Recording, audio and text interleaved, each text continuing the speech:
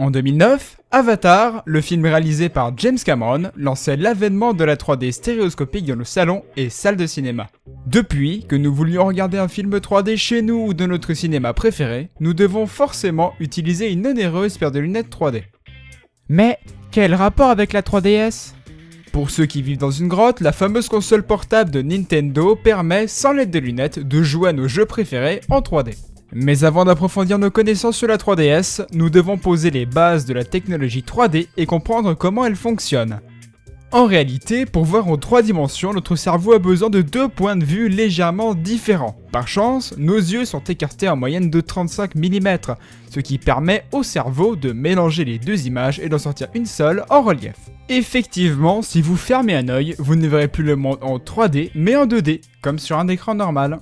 Petite expérience, si vous regardez votre main avec un seul œil, puis avec l'autre, vous aurez l'impression qu'elle s'est légèrement déplacée. Et si vous ouvrez les 2 yeux, votre cerveau superpose les 2 angles de vue perçus pour créer une seule image de votre main en relief.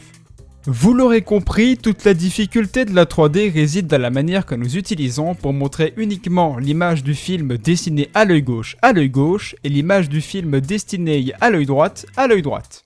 Pour ce faire, il existe différents procédés. Parmi les plus utilisés, il existe le procédé anaglyphique. Il peut être produit de 2 façons différentes.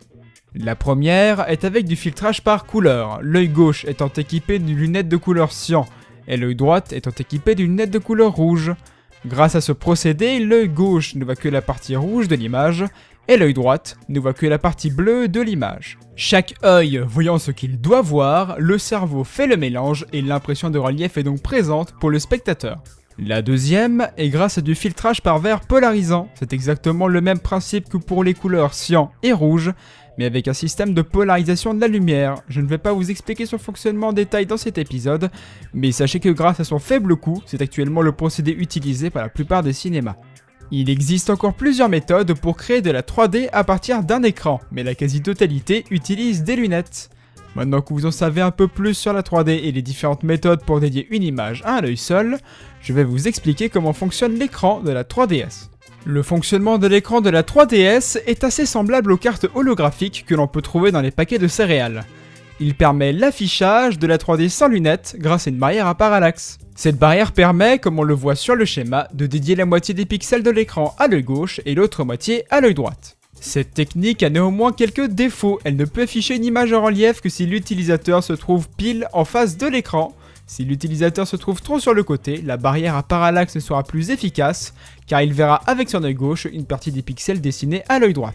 Voilà pourquoi nous n'avons pas encore de télévision 3D sans lunettes pour le moment, car si l'utilisateur ne se trouve pas précisément devant l'écran, l'effet de 3D disparaît. Et voilà, ce premier épisode est terminé. Dites-moi ce que vous en pensez en commentaire et que la science soit avec vous.